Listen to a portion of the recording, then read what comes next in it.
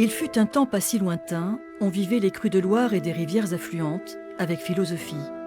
La philosophie de ceux qui ont vécu et qui savent que contre les éléments naturels comme l'eau, l'homme ne peut pas grand-chose.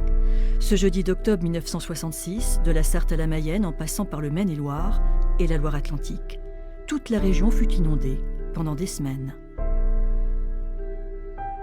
Et en ce 26 février 1970, à Rochefort-sur-Loire en Anjou, les peupliers sont les seuls repères sur cette immense étendue d'eau.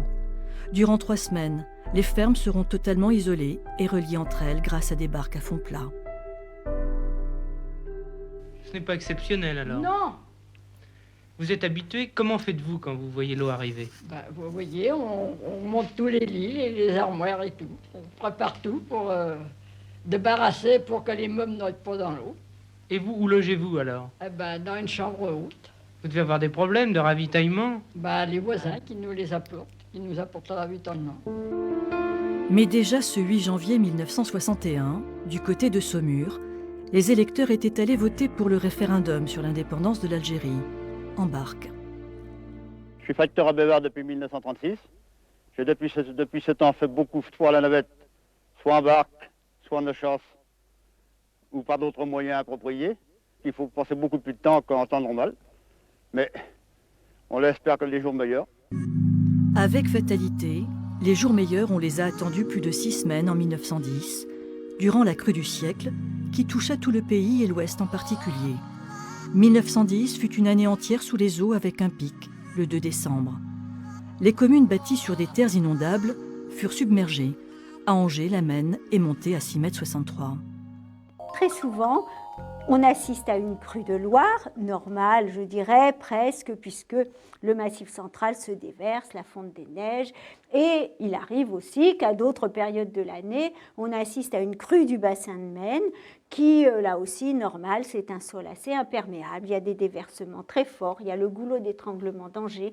Mais quand les deux se conjuguent au même moment, et on voit bien dans les journaux de 1910, il y a l'état de la crue de Maine et l'état de la crue de Loire. Et les deux en même temps, alors là, c'est toujours un phénomène majeur.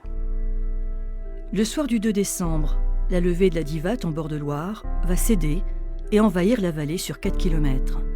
Le lendemain, 7 communes seront inondées.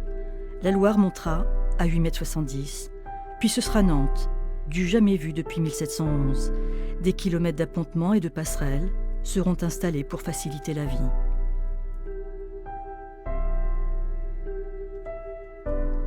Puis il y aura les inondations de janvier 1936. Les pluies abondantes feront déborder la Loire de nouveau. Toutes ces crues ont fait d'immenses dégâts, mais heureusement, pas de victimes.